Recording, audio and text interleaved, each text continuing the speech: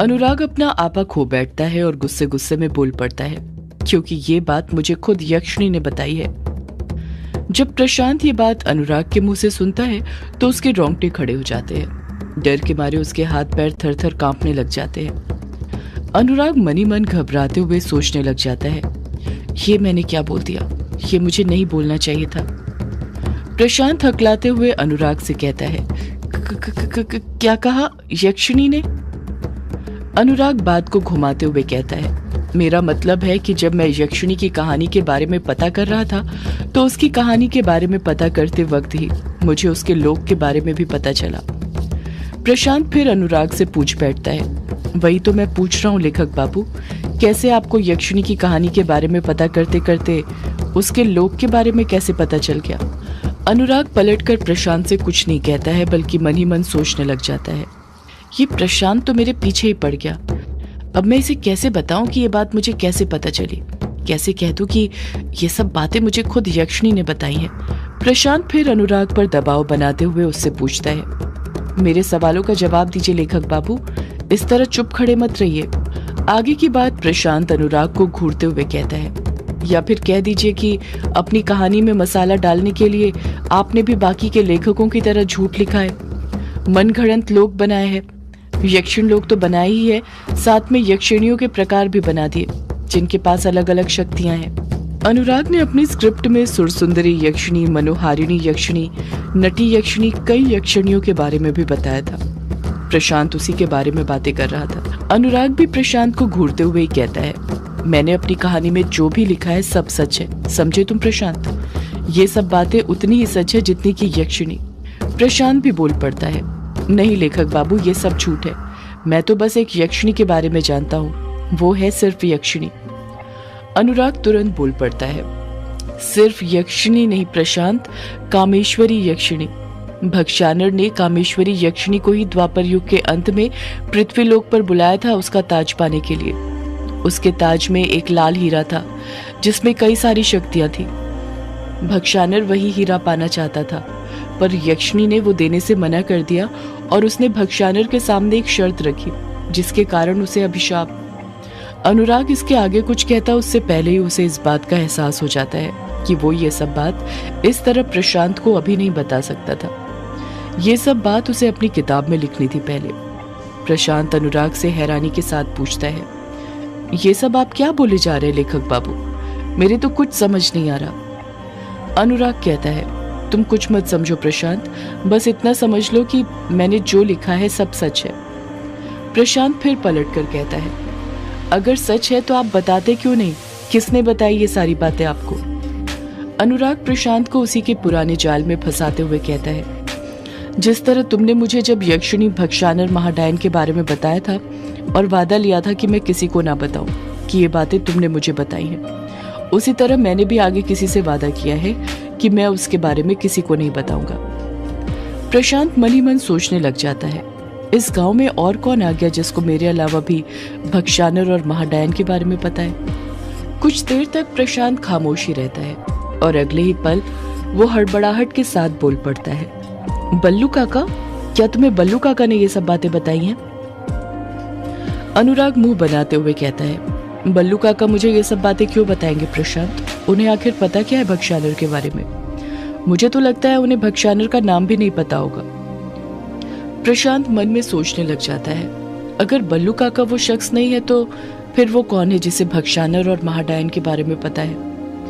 प्रशांत कुछ बोलता उससे पहले ही अनुराग टॉपिक बदलते हुए कहता है, प्रशांत तुमने ये सब छोड़ो और ये बताओ, यक्षिणी एक डायन कहानी का पहला चैप्टर यक्षिणी क्या है तुम्हें कैसा लगा, ताकि मैं आगे की कहानी लिख सकूं। आगे मुझे भक्षानर के बारे में भी तो लिखना है।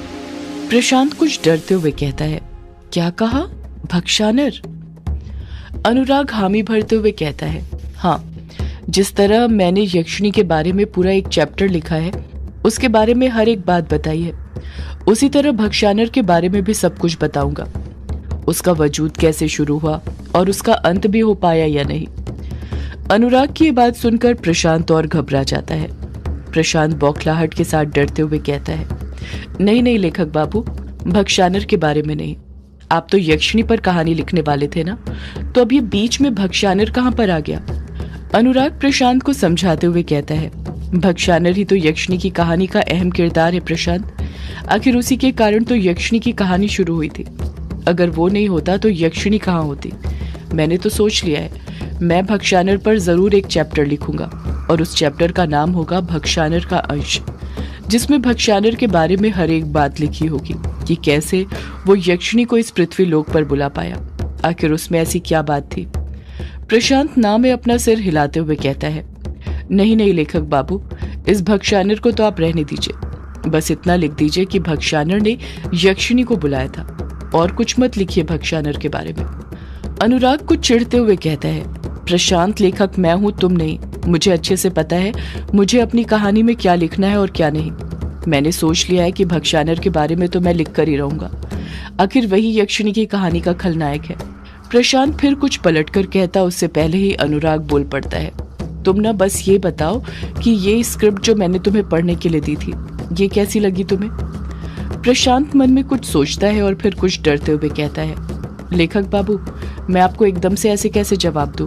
वो क्या है ना, जल्दी जल्दी पढ़ी तो इस पर समीक्षा देना मुश्किल है। मुझे कुछ वक्त और चाहिए, मैं इसे एक बार और पढ़ना चाहता हूँ। अनुराग धीरे से बड़बड़ाता है, अब मैं क्या करूँ?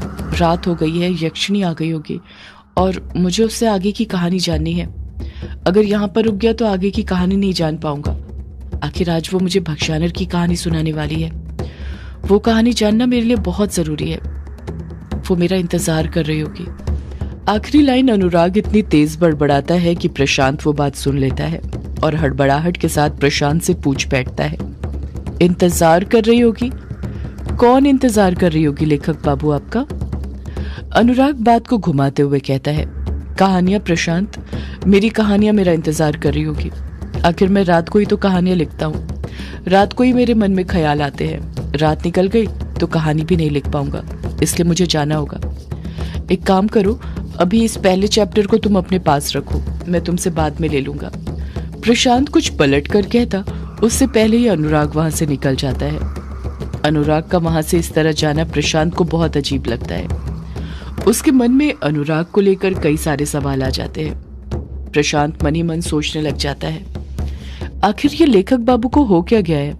जब से अमावस्या की रात गुजरी है ये बहुत बदले बदले नजर आ रहे हैं। और सबसे जरूरी बात, इनको इन सब बातों के बारे में आखिर पता कैसे चला, वो भी इतनी गहराई से? एक पल के लिए तो मुझे लग रहा था खुद यक्षिणी ने अपने बारे में उन्हें इतनी सारी जानकारी दी है। कुछ न कुछ राज की बात तो जरूर है जो लेखक बाबू मुझसे छिपा रहे हैं। मुझे वो राज की बात पता लगानी ही होगी। प्रशांत अपने हाथ में पकड़ी हुई स्क्रिप्ट को देखते हुए कहता है, जब तक वो राज की बात मुझे पता नहीं चल जाती, लेखक बाबू की कहानी का ये पहला अध्याय मेरे पास ही रहेगा। देखता हूँ कैसे राज पर से ये पर्दा नहीं हटाते। इतना कहकर प्रशांत उस स्क्रिप्ट को कसकर थाम लेता है। इस वक्त प्रशांत ने अपने हाथ में वही स्क्रिप्ट थामी हुई थी जो सालों बाद बिंदु के हाथ लगी थी जब वो अपने घर में वांगला त्योहार की साफ सफाई कर रही थी। यही स्क्रिप्ट वो युग और अपने दोस्तों के पास ले गई थी और युग और उसके दोस्त परेशान हो गए थे ये सोचकर कि आखिर प्रशांत के पास अनुराग की कहानी की स्क्रिप्ट कैसे पहुंची थी। इसी चैप्टर की आखिरी लाइन में लिखा हुआ था कि द्वापर युग के अंत में कामेश्वरी यक्षिणी को बुलाने वाला कोई और नहीं बल्कि भक्षानर था। यही लाइन मिट गई थी और बस भक्षानर लिखा बच गया था। यहीं से युग और उसके दोस्तों ने पहली बार भक्षानर का नाम सुना था। जब अनुराग ग्रेवयार्ड कोठी पहुंचता है तो जाते से ही हर कमरे के अंदर यक्षिणी को ढूंढना शुरू कर देता है, पर उसे यक्षिणी कहीं नहीं दिखती है। वो मायूस हो जाता है और थक हार कर वापस से अपने कमरे में रखी टेबल पर आकर बैठ जाता है। पूरी ग्रेवयार्ड कोठी में वो टेबल ही अनुराग की सबसे पसंदीदा जगहों में से एक थी। वहीं पर उसे सबसे ज्यादा सुकून मिलता था। जब भी सबसे ज्यादा उदास होता था उसी टेबल पर जाकर बैठ जाया करता था। अनुराग गुस्सा करते हुए खुद से बड़बड़ाता है, यक्षिणी अभी तक आई क्यों नहीं? उसने तो कहा था रात होते ही आ जाएगी, फिर कहाँ रह गई वो? ऊपर से ये प्रशांत, इसने अलग मेरा दिमाग खराब कर दिया। मुझे ना स्क्रिप्ट लेकर उसके पास जाना ही नहीं चाहिए था, पर क्या करता, मैंने उससे वादा किया था ना, और मैं अपने वादे कभी नहीं तोड़ता। उसे हर कदम पर निभाता हूँ चाहे कुछ हो जाए। अनुराग दोनों हाथों से अपना सिर पकड़ लेता है। उसके चेहरे के एक्सप्रेशन देखकर साफ समझ आ रहा था कि उसका सिर बहुत तेज दुख रहा था। वो प्रशांत और भक्षानर के बारे में सोच सोच कर परेशान हो गया था। अभी अनुराग ने अपने दोनों हाथों से अपना सिर पकड़कर अपनी आंखें बंद करी ही थी कि तभी उसे एहसास होता है कि उसके माथे पर किसी लड़की ने हाथ रखा है। उसे मुलायम हाथों का स्पर्श होने लग जाता है। उन मुलायम स्पर्श के साथ ही अनुराग को यक्षिणी की प्यारी सी आवाज भी सुनाई देती है। मेरे लेखक बाबू का सिर दुख रहा है, मैं अभी अपने लेखक बाबू का सिर दबा देती हूँ, उनका सारा दर्द गायब हो जाएगा। मैं अपने लेखक बाबू को जरा सा भी दर्द नहीं होने दूंगी। इतना कहकर अभी यक्षिणी ने एक दो बार ही अनुराग के माथे पर अपने हाथ फेरे थे कि अनुराग के सिर का सारा दर्द गायब हो जाता है। उसे बहुत रिलैक्स फील होने लगता है। जैसे ही अनुराग को थोड़ा ठीक लगता है, अनुराग तुरंत अपनी आंखें खोल लेता है। उसकी आंखों के सामने यक्षिणी थी, जिसे हर बार की तरह इस बार भी अनुराग बस देखते ही रह गया था। इस बार यक्षिणी गोल्डन साड़ी पहनकर आई थी, जिसमें वो किसी परी की तरह लग रही थी। ऐसा लग रहा था जैसे यक्षिणी जानबूझकर रोज अलग अलग अंदाज में सज धज कर आती हो, ताकि अनुराग अपनी कहानी भूलकर उसकी तरफ आकर्षित हो जाए।